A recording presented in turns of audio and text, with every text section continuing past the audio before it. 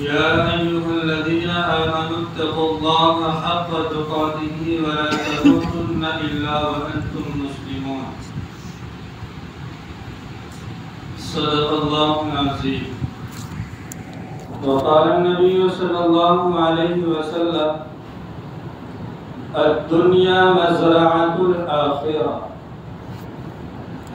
وقال النبي صلى الله عليه وسلم: إن الدنيا خلقت لكم وإنكم خلقتم للآخرة، أو كما قال عليه الصلاة والتسليم.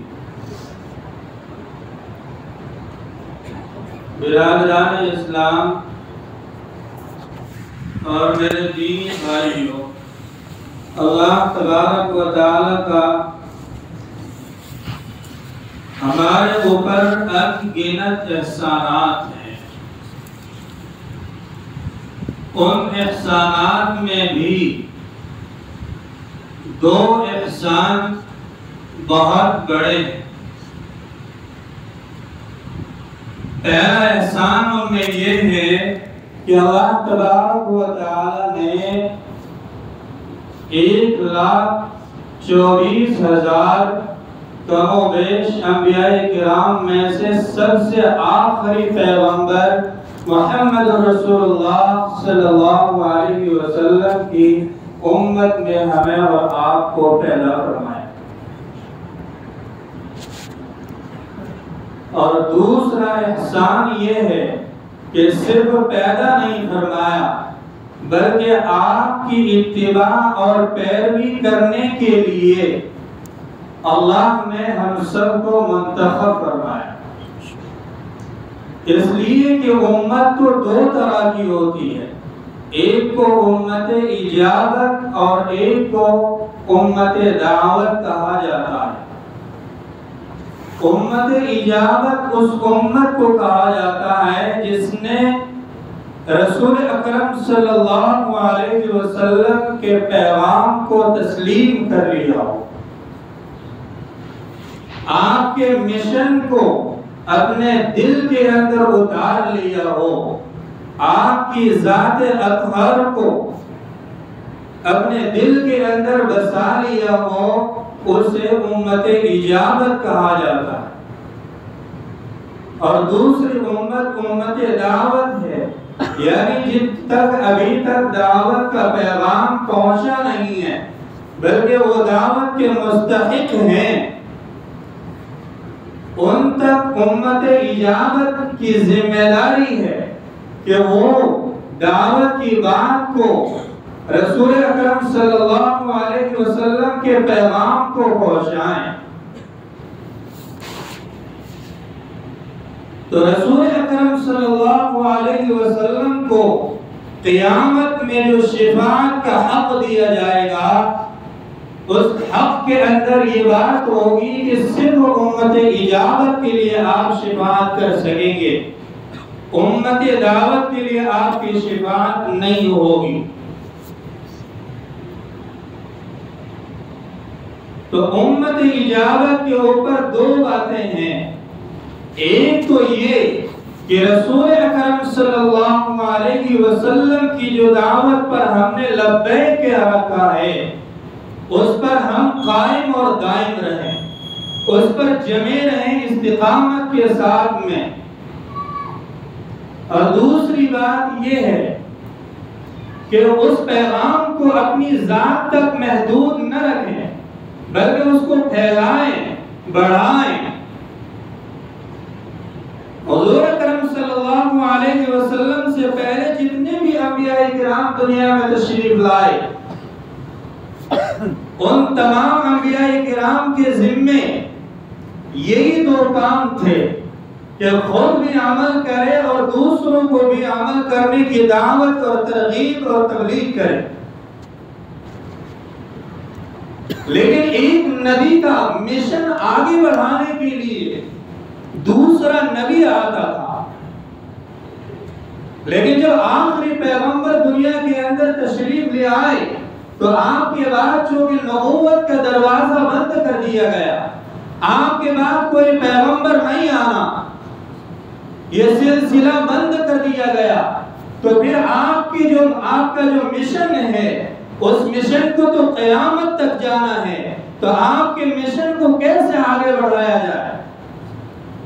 کیونکہ نبوت کا دروازہ اور رسالت کا دروازہ بند ہو چکا ہے۔ تو اللہ تبارک و تعالی نے آپ علیہ السلام کی پوری امت کو امت داعیہ بنایا، دعوت دینے والی امت۔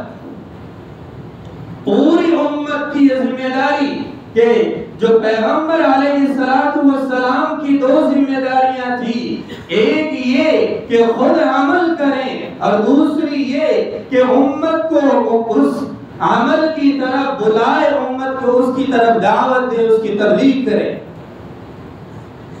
تو یہ دو ذمہ داری جو آقا علیہ ہو گئے، اس لیے کہ اللہ تبارک و تعالی نے اس امت کو امت داعیہ بنایا۔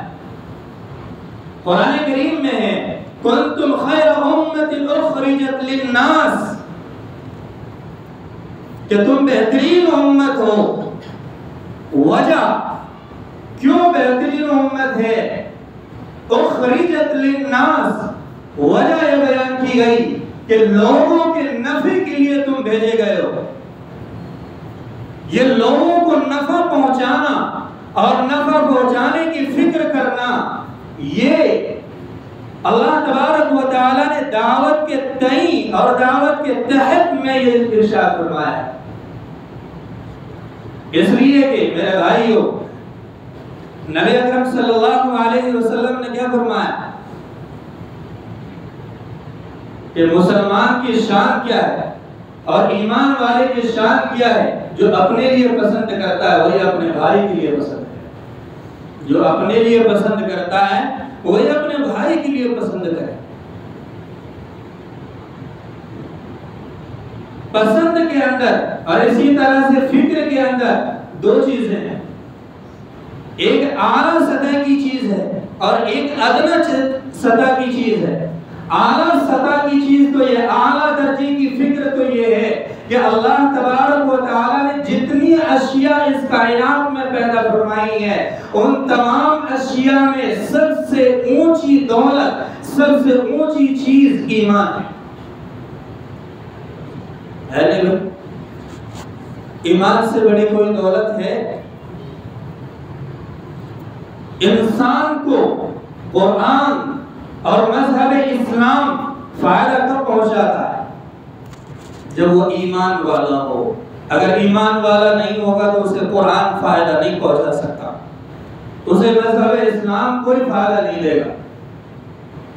اس لیے کہ آپ لوگوں نے سنا ہے کہ مذہب اسلام کے مطابق قیامت میں اللہ کی عدالت جو لگے گی اس میں فیصلہ ہوگا، لیکن اسلام کا نمبر تو بعد میں آئے گا، لیکن پہلے نمبر پر ایمان آئے گا۔ یعنی ایمان کی بنیاد پر فیصلہ کیا جائے گا۔ اگر ایمان دنیا کے اندر تھا اور اس نے اسے سنبھال کر رکھا تھا اور اسی ایمان پر اس کا خاتمہ ہوا ہے، تو پھر وہاں پر اس کے اوپر جو فیصلہ عائد کیا جائے گا اور اس کے بارے میں فیصلہ کیا جائے گا اور اس کے ایمان کے ساتھ ساتھ کیا جائے گا۔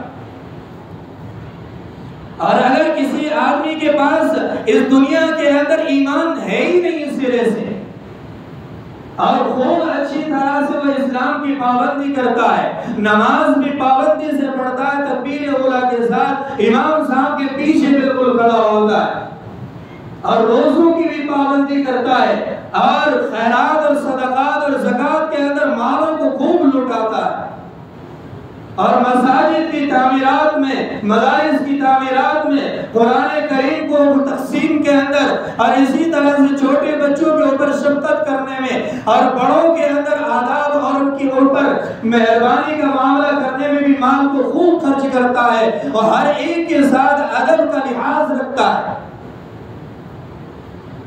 لیکن اس کے باوجود قیامت میں جب حساب کا نمبر آئے گا تو سب سے پہلے یہی پوچھا جائے گا کہ ایمان کا ستون لاؤ۔ اگر ایمان کا ستون نہیں ہوگا تو وہ اسلام جو بنیاد ہے وہ بنیاد جب ستون ہی نہیں ہے تو عمارت کھڑی کیسے ہو جائے گی؟ تو ایمان تو میرے بھائی ستون اور بنیاد کے مانند ہے، اور اسلام اس کی عمارت ہے۔ عمارت تو خوب تعمیر کی لیکن بنیاد اور ستون نہیں بنائے تو وہ مکان گر جائے گا، ڈھل جائے گا، قائم ہی نہیں ہو سکتا، وہ بلڈنگ کھڑی نہیں ہو سکتی۔ اس لیے میرے بھائیوں، میں نے 2 حدیثیں پڑھی ہیں، دونوں حدیثوں کے اندر آقا کریم علیہ الصلوۃ والسلام نے یہ ارشاد فرمایا الدنیا مزرعۃ الآخرہ، کہ یہ دنیا آخرت کی کھیتی ہے، جو یہاں بوؤ گے وہی وہاں کاٹو گے۔ یہاں اگر کسی نے گیہوں بوئے تو آخرت میں وہ گیہوں ہی کاٹے گا، ایسا نہیں ہے کہ یہاں تو اس نے جو بو دیے اور آخرت میں جا کر گیہوں کاٹ لے گا۔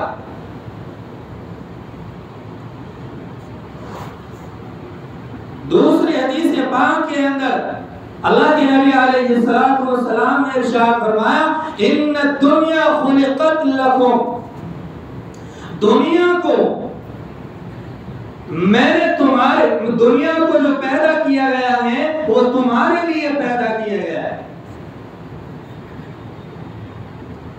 یعنی دنیا تمہارے تابع ہے، تم دنیا کے تابع نہیں، دنیا تم متبوع ہو اور دنیا تمہارے تابع ہے، تم آقا ہو، سردار ہو، اور یہ دنیا ماتحت اور غلام ہے، نوکر ہے، ملازم ہے۔ وَإِنَّكُمْ خُلِقْتُمْ لِلْآخِرَةِ، اور تمہیں جو پیدا کیا گیا ہے وہ آخرت کے لیے پیدا کیا گیا ہے۔ تو یہ دوسرا ٹکڑا ہم نہ سمجھ سکے تو دنیا جو پہلے کہا گیا کہ دنیا تابع ہے اور آپ متبوع اور آقا ہے، تو یہ اسی صورت میں ہے جب کہ ہم اپنے آپ کو آخرت کے لیے وقف کر دیں۔ اگر ہم اپنے آپ کو آخرت کے لیے نہ بنائیں تو پھر دنیا ہمارے تابع نہیں رہے گی، پھر دنیا ہماری آقا بن جائے گی اور پھر ہم دنیا کے تابع ہو جائیں گے، جیسا کہ آج ساری کائنات کا حال یہ ہے۔ ساری دنیا نے یہ سمجھ لیا ہے، ساری دنیا کے انسانوں نے یہ سمجھ رکھا ہے کہ دنیا ہمارے آگے ہے اور ہم دنیا کے پیچھے ہیں، ہم دنیا کے پیچھے لگیں گے تو ہمیں دنیا حاصل ہوگی۔ یہ سوچ ہماری بن چکی ہے، لیکن حقیقت حدیث پاک کیا کہہ رہی ہے؟ آقا انعامدار صلی اللہ علیہ وسلم نے اپنی زبان اطہر سے کیا ارشاد فرمایا کہ دنیا تمہارے تابع ہے، یعنی دنیا تمہارے پیچھے لگائی گئی ہے اور تمہیں دنیا سے آگے رہنا ہے، یعنی آگے رہو گے تم آخرت کی تیاری کر سکو گے، اور اگر تم دنیا کے پیچھے لگ گئے تو پھر آخرت کو فراموش کر دو گے، آخرت کو بھول جاؤ گے اور دنیا ہی تمہارا اصل مقصد بن جائے گا۔ اور جب دنیا ہمارا اصل مقصد بن جائے گا تو پھر وہ بات جو اللہ تبارک و تعالی نے قرآن کریم کے اندر ارشاد فرمائی ہے، جو میں نے ابھی وہ آیت کریمہ پڑھی، یا ایھا الذین آمنوا اتقوا اللہ حق تقاتہ ولا تموتن الا وانتم مسلمون، کہ ایمان والو اللہ تبارک و تعالی کا خوف اپنے دل کے اندر ایسا پیدا کرو جیسا پیدا کرنے کا حق ہے۔ کیا ہے وہ؟ ایسا ڈر پیدا کرنا ہے جیسا حق ہے۔ وہ حق ہے کیا؟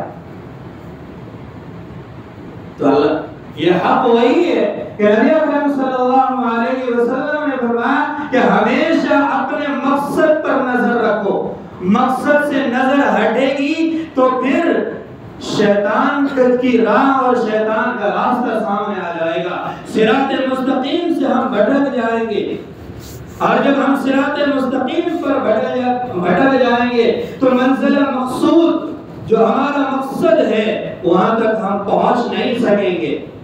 ایک بات اور بھی کہ مقصد ہمارا ہے کیا؟ محض صرف ایمان کو اپنانا، اسلام پر چلنا، اسلام کے مطابق زندگی گزارنا، یہ ہمارا مقصد نہیں ہے۔ اصل مقصد ہے کیا؟ سب جانتے ہیں لیکن یاد نہیں ہے۔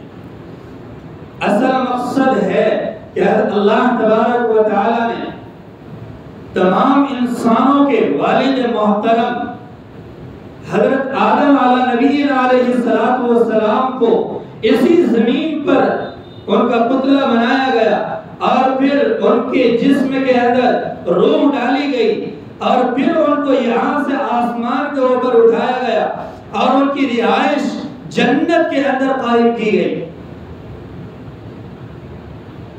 تو رہنے کے لیے جو ٹھکانہ اللہ تبارک و تعالیٰ نے دیا حضرت آدم علیہ السلام کو، وہ ٹھکانہ نہ زمین ہے، نہ آسمان ہے، نہ چاند، نہ سورج، نہ ستارے، کسی جگہ پر اللہ تبارک و تعالیٰ نے انسان کے والد محترم کو رہائش گاہ نہیں دی۔ رہائش گاہ اگر دی تو وہ کون سی جگہ ہے؟ وہ جنت ہے۔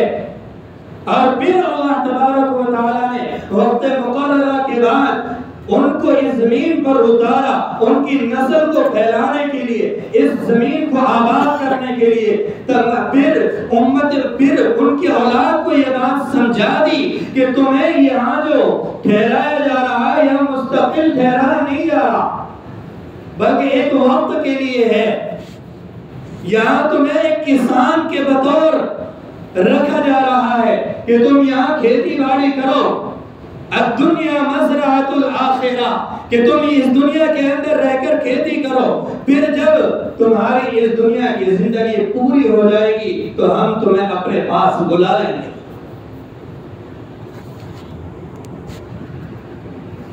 اس دنیا کی زندگی ختم ہو گئی، قبر کی زندگی شروع ہو گئی، پھر ایک وقت وہ آئے گا جب قبر کی زندگی پوری ہو جائے گی اور پھر میدان محشر کی زندگی شروع ہو جائے گی، اور میدان محشر کی زندگی حساب و کتاب مکمل ہو جانے کے بعد وہاں کی زندگی پوری ہو جائے گی، پھر جنت یا جہنم، جنت یا جہنم۔ تو ہمارا مقصد کیا ہے؟ ہم جہاں سے نکل کر آئے ہیں ہمارا مقصد وہی ہے، ہمیں اسی رہائش گاہ میں جانا ہے، اور اس رہائش گاہ میں جانے کے لیے اللہ کی رضامندی والے اعمال کرنا یہ لازم ہے۔ یہی اللہ تبارک و تعالیٰ نے فرمایا یا ایھا الذین آمنوا اتقوا اللہ حق تقاتی، شرک و بدعات سے اپنے آپ کو بچا لو، خرافات سے اپنے آپ کو بچا لو۔ اور اللہ تبارک و تعالیٰ کو جو اعمال ناراض کر، حقیقی ڈر یہی ہے میرے بھائی۔ اور جس نے آلودہ کر دیا اپنے آپ کو، یعنی اچھے اعمال بھی کیے برے اعمال بھی کیے، تو حقیقی ڈر اس کے دل میں نہیں آیا، حقیقی تقوی اور پرہیزگاری اللہ کی طرف سے اس کے پاس نہیں آئی ہے۔ اور یہ کب تک، اس کی مدت کیا ہے؟ انسان پیدا ہوا، پیدا ہونے کے بعد دھیرے دھیرے دھیرے وہ شعور کو پہنچ جاتا ہے، بالغ ہو جاتا ہے، اس کے بعد وہ مکلف بن جاتا ہے، اللہ تبارک و تعالیٰ کی طرف سے دیے ہوئے احکامات کا وہ مکلف بنتا ہے۔ اب یہاں سے مکلف بنا ہے، یعنی اللہ تبارک و تعالیٰ نے جو یہ حکم دیا کہ اللہ کا ایسا ڈر پیدا کرو جیسا کہ اس سے ڈرنے کا حق ہے، یہ ڈرنے کا حق جو اللہ تبارک و تعالیٰ نے فرمایا، یہ کب تک؟ بالغ ہونے سے کب تک؟ یہ اللہ نے فرمایا حق تقاته ولا تموتن الا وانتم مسلمون، یہ موت تک۔ کب تک میرے بھائی؟ موت تک۔ مکلف ہونے کے بعد سے ایک دن کا بھی چھٹکارا نہیں ہے، ایک دن کی بھی فرصت اور مہلت نہیں ہے۔ اللہ کی چاہت اور منشا کے مطابق ہی ہر سیکنڈ، ہر لمحہ، ہر گھنٹہ، ہر دن، ہر رات ہماری گزرنی چاہیے۔ اس کی مرضی کے خلاف ایک منٹ بھی نہیں گزرنی چاہیے۔ بعض لوگوں کے ذہنوں میں یہ بات آ رہی ہے کہ مولانا آپ نے تو باندھ دیا میں، یہ باندھا نہیں جا رہا، بلکہ اگر تجارت کی جائے تو تجارت سنت رسول کے مطابق کی جائے، کاروبار کیا جائے تو وہ بھی سنت کے مطابق ہونا چاہیے، اور دیگر معاملات ہم کر رہے ہیں تو وہ بھی معاملات ہمارے سنت کے مطابق ہونے چاہیے۔ قرآن ہمیں کون سا طریقہ دے رہا ہے، سنت ہمیں کون سا طریقہ دے رہی ہے، اور اسلام ہمیں کون سا طریقہ دے رہا ہے، اور اسلام کا سب سے پسندیدہ طریقہ کیا ہے۔ اس لیے کہ جو طریقہ اسلام کے خلاف ہوگا میرے بھائی، اس کے اندر دنیا کے اندر بھی انسان خسارہ اٹھاتا ہے اور آخرت میں بھی خسارہ اٹھائے گا، اور جو اسلام کے آئین کے مطابق راستہ اور معاملہ ہوگا وہ دنیا کے اندر میں بھی فائدہ دے گا اور آخرت میں بھی ہمیں فائدہ حاصل کرائے گا۔ اسی لیے قرآن کریم نے کہا کہ اللہ کا ڈر، اگر ڈر ہوگا تو اللہ کی مرضی کے مطابق چلے گا، اگر ڈر ہوگا تو اللہ کی نامرضی کرنے پر وہ ڈرے گا اور بچے گا پھر گناہوں سے۔ معاصی کا مرتکب بندہ کب ہوگا؟ جب انسان کے دل سے اللہ کا خوف نکل جائے، وہ یہ سمجھنے لگتا ہے کہ مجھے گناہ کرتے ہوئے کوئی دیکھنے والا نہیں ہے، حالانکہ اللہ ہر جگہ حاضر و ناظر ہے، ہر جگہ وہ دیکھ رہا ہے، ہر بندے پر اس کی نظر ہے۔ وَنَحْنُ أَقْرَبُ إِلَيْهِ مِنْ حَبْلِ الْوَرِيدِ۔ اللہ کی شان تو یہ ہے کہ ہر بندے کی شہ رگ سے بھی زیادہ قریب ہے وہ۔ پھر یہ ذہن کے اندر بسا لینا اور دل سے یہ سوچنا کہ مجھے گناہ کرتے ہوئے کوئی نہیں دیکھ رہا، یہی وہ بات ہے کہ جو ہمارے دل کے اندر داعیہ پیدا کرتی ہے گناہوں کی طرف جانے کے لیے۔ اگر ہماری سوچ یہ بن جائے کہ اللہ ہمیں ہر وقت دیکھ رہا ہے، چاہے ہم نیکی کر رہے ہوں تو بھی اللہ ہمیں دیکھ رہا ہے، برائی کر رہے ہیں تو بھی اللہ ہمیں دیکھ رہا ہے، تو خدا کی قسم بندہ برائیوں سے بچ جائے گا اور بندہ نیکیوں کی طرف چلا جائے گا، اور نیکیوں ہی کی طرف ہمیشہ رہنا ہے اور برائیوں سے ہمیشہ بچنا ہے، موت تک بچنا ہے۔ وَلَا تَمُوتُنَّ إِلَّا وَأَنْتُمْ مُسْلِمُونَ۔ تمہیں موت اس حال میں آئے کہ تم مسلمان ہو۔ مسلمان وہی ہے جو اسلام کا سچا پیروکار ہو، جو دنیا کو آخرت کی کھیتی سمجھتا ہو، جو دنیا کو آخرت کے لیے تیاری کی جگہ سمجھتا ہو، اللہ کی اطاعت کرتا ہو، رسول اللہ صلی اللہ علیہ وسلم کی سنتوں کی پیروی کرتا ہو۔ یہ مختصر سی بات آپ حضرات کے سامنے پیش کی گئی ہے۔ اللہ سے دعا کریں کہ اللہ تبارک و تعالی مجھے بھی اور آپ سب کو ان چند کہی ہوئی باتوں پر عمل کرنے کی توفیق عطا فرمائے۔ وآخر دعوانا الحمدللہ۔